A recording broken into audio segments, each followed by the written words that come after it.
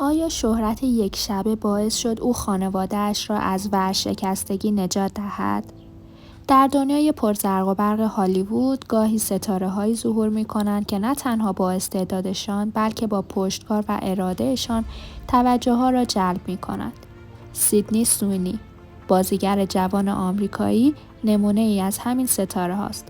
با داستان زندگی سیدنی سوینی آشنا بشیم.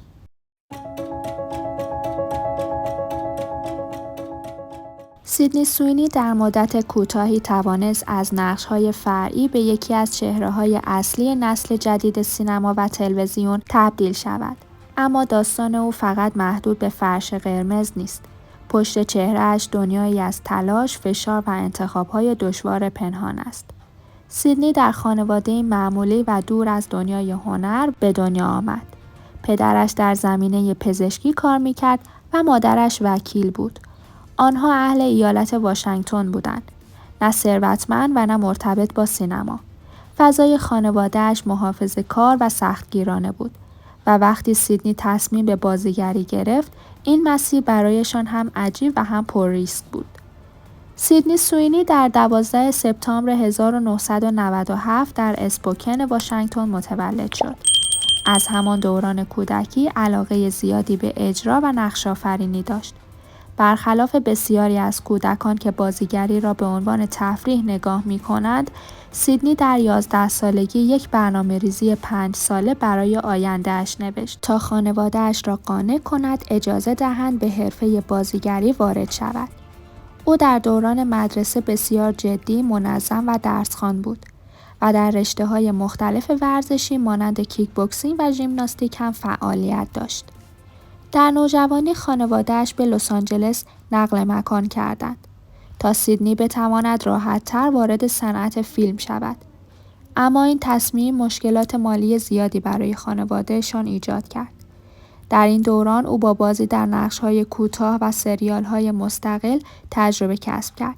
با وجود کم تجربگی، پشتکارش باعث شد کارگردان‌ها به چشم دیگری به او نگاه کنند.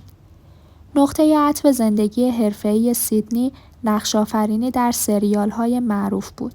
این نقش‌ها نه تنها تحسین منتقدان را به همراه داشتند بلکه به او چندین نامزدی در جوایز معتبر دادند. سیدنی اکنون علاوه بر بازیگری تهیه کنندگی هم می‌کند و کمپانی خودش را به نام 50-50 فیلمز تأسیس کرده. او توانسته کنترل تصویر و برند شخصیش را در صنعت رقابتی هالیوود حفظ کند. سیدنی در رسانه‌ها زندگی شخصیش را بسیار خصوصی نگه می‌دارد. با این حال رسانه‌ها بارها از نامزدش یعنی جاناتان، کارآفرین اهل شیکاگو نام برده‌اند. آنها مدت هاست با هم دیده می‌شوند و به نظر می‌رسند رابطه‌ای باثبات و آرام دارند. در اوایل نوجوانی خانواده سیدنی به دلیل فشارهای مالی در آستانه ورشکستگی قرار گرفتند. هزینه‌های رفت و آمد، آموزش بازیگری و زندگی در لس آنجلس بسیار بالا بود.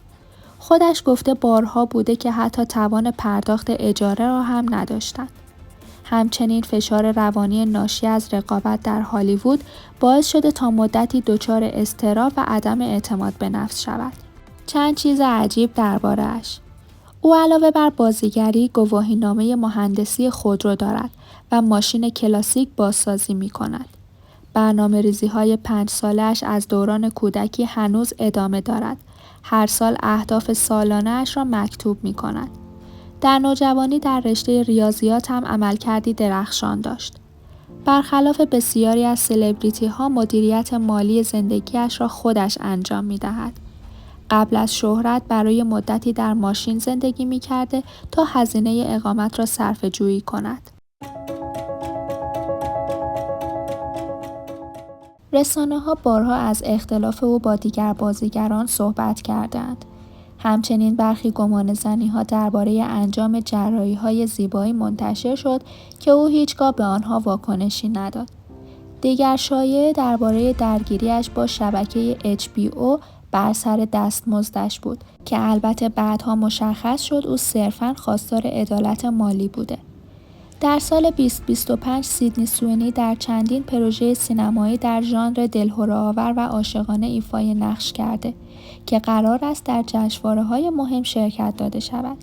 همچنین او به تازگی همکاریش با برندهایی مثل میو میو و آرمانی بیوتی را آغاز کرده و در تبلیغات جهانی آنها حضور دارد. کمپانی تولید فیلمش هم در حال توسعه یک مینی سریال درباره زنان مخترع است. سیدنی سوینی ثابت کرد که تنها زیبایی یا شانس عامل موفقیت نیست، بلکه پشتکار، برنامه‌ریزی و جسارت می‌تواند حتی دختری از شهر کوچکی در واشنگتن را هم به قلب هالیوود برساند.